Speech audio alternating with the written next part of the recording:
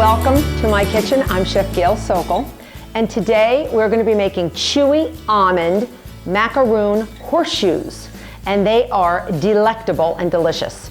They use a lot of almond paste, and almond paste can come in a tube or a can in the grocery store, and you sort of relive your childhood because it's sort of like clay.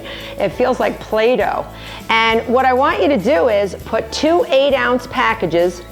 Oh, it smells so good. It really does. Put it in there with a cup of granulated sugar right into your food processor. And you have to use the food processor. If you use your mixer, it doesn't really grind it up as much as you really want to. Put the top on and process it. It's going to be loud, so hold your ears for a sec. You want to process until the almond paste and the granulated sugar sort of become one, and it's sort of powdery. Here we go. Loud. Keep going. Keep it on for a while. Pulse it until you don't see the almond paste, and you can't tell the difference between the almond paste and the sugar. Almost there. Almost there. All right, let's have a peek. Oh, I think we got it. All right, so we processed our almond paste and our 1 cup of granulated sugar until it sort of looks like wet sand. And now I'm going to add 2 large egg whites. Just throw them right in there. And you're going to process this until it forms like a wet dough, almost like a Play-Doh. Just let it go. You can actually tell, there it goes, see? Oh yeah, oh yeah. And you don't have to overmix it, we're done. That is our dough. Simple, easy. And you're gonna come on over to this cutting board, and I'm just gonna put my dough down here, and it feels like, sort of like wet sand that you can pack, but it's packable, a little bit thicker, because those egg whites brought the sugar and the almond paste together, and the smell. If you could smell this, it's unbelievable. It says almond really loud. So what I'm going to do, and what I should have done first, is take a little flour. Just sprinkle a little all-purpose flour on here, maybe 1 or 2 teaspoons, and just sort of roll this on here. You don't want to see the flour, but the flour will work itself in. And I'm going to divide it in half. So get it to where it's sort of a rectangle, and just use your eye and just cut it in half. Okay? We're going to put this one aside, and then we're going to roll this out. If you need a little more flour, put a little more flour on there. And I'm just going to roll it to about 12 inches long.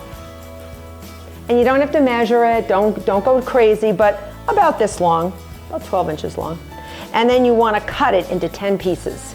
So I always cut it first in half, and then this will be 5 pieces, this will be 5. So 1, 2, 3, 4, 5. And if one looks too tiny, you can rob Peter to pay Paul, right?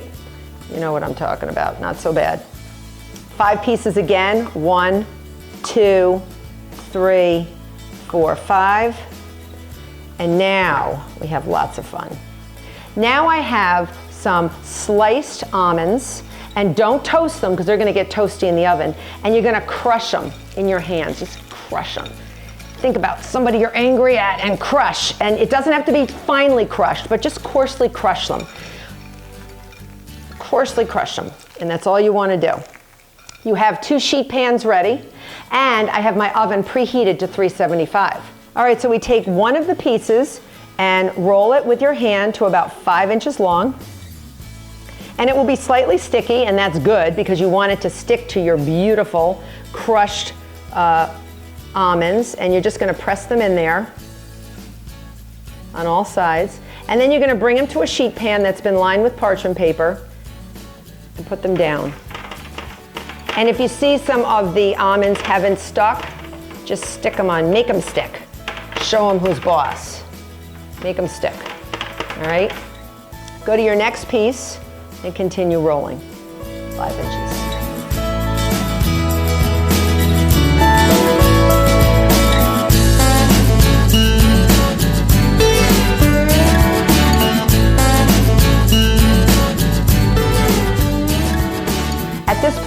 we've shaped all of our chewy almond macaroon horns, and they look beautiful. I don't bake them right away. I give them about 15 minutes to let that almond paste solidify a little bit. And that way they won't puff up and crack as much, but here you do want some cracking. That is a good thing. Preheat your oven to 375 degrees. I've already done that. And you're gonna bake these for about 15 minutes, and they should get nice and brown. So I'm gonna put these in the oven. They've been sitting already for 15 minutes. Look at our gorgeous macaroon horseshoes. They are spectacular. And I want to show you the difference of what I did. I took a few of these and rolled them out a little thinner, so you got a slightly different, thinner horseshoe. And then I made sort of a fat, yummy, sort of a crackly horseshoe. And half of them I chocolate dipped just the ends in a little melted semi-sweet chocolate. You could do it with white chocolate or milk chocolate, anything you want, but they are so beautiful. And they freeze beautifully as well. You just put them between sheets of wax paper in an airtight container and put them in your freezer, but don't forget to label them. And they're good for about 3 months in the freezer. So until next time, I'm Chef Gail Sokol. It's been a pleasure being with you. Check out my YouTube channel. We have some great stuff on there, and baking with success is what I'm all about. Till next time.